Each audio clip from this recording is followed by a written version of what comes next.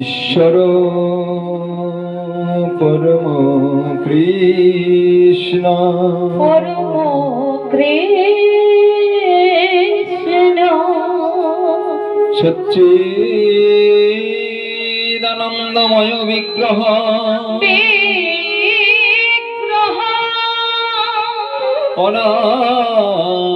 অনাদিরাদি গোবিন্দ সর্বকারণে কারণ সর্বকারণে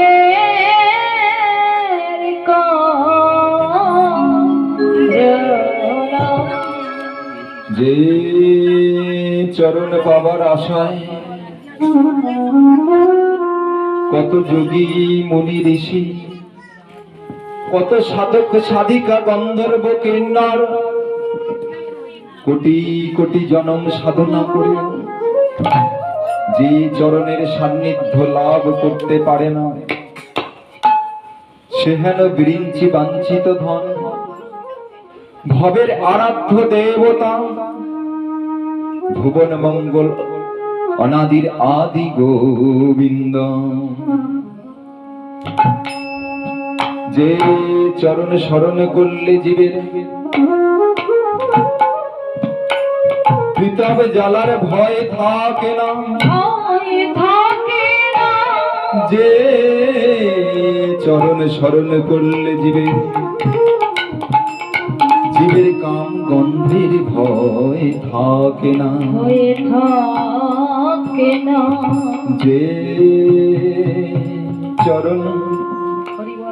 যে চরণ স্মরণ করলে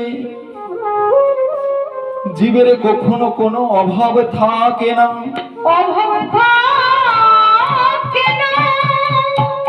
যে চরণ স্মরণ করলে জীবের সকল বাসনার নিবৃত্তি হয়ে যায়, সে হেন গোবিন্দ আমার গোলকের ঐশ্বর্য পরিত্যাগ করে দিয়ে দাপরের দ্বারকার ঐশ্বর্য পরিত্যাগ করে দিয়ে দ্বারকার সুখ প্রাচুর্য পরিত্যাগ করে দিয়ে আমার গোবিন্দ নদিয়ার নবদ্বীপে শচী গর্ভরূপ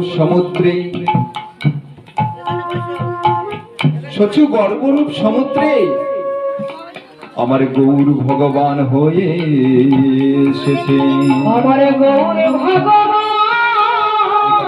হয়ে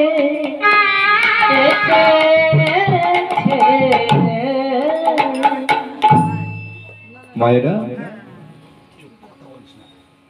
অনুভবের বিষয়, অনুভব সাধনা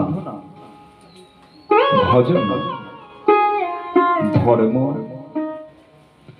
অনুভবের বিষয়, অনুভূতি বিষয়। ভগবানকে কিভাবে পাওয়া যায়? মহাজনগণ বলছেন ভগবান কোথায় আছেন? ভগবান কোথায় আছেন বললে ভুল হবে, ভগবান কোথায় নাই।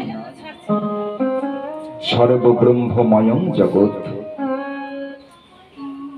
ব্রহ্মময় বস্তুদেহ ভ্রময়ে সংসারে,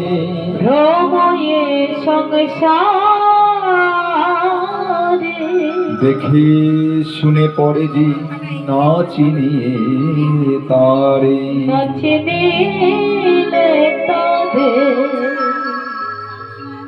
ভগবান ঘট ঘটে বিরাজে রাম, আত্মা অন্তর্যামী রূপে সমস্ত প্রাণীর মধ্যে বর্তমান। সর্বব্রহ্মময়ং জগৎ, জগৎটাই ব্রহ্মময়। আমরা চক্ষের সম্মুখে যা কিছু দর্শন করি না কেন, চেতন অচেতন জড় চেতন সমস্ত বস্তুই ভগবানের স্বরূপ। তাই তো মহাজন আমাদের বেদে কি বলেছেন? যা দেবী সর্বভূতেষু শক্তি রূপেণ সংস্থিতা নমস্তস্যৈ নমস্তস্যৈ নমস্তস্যৈ নমঃ নমঃ। বৈদিক মন্ত্রে আমরা বলে থাকি, এই মন্ত্র আমরা গেয়ে থাকি, মায়ের পূজা হবে। এই মা শক্তিময়ী মা, আত্মা শক্তি স্বরূপিণী মা। তিনি কোথায় নাই?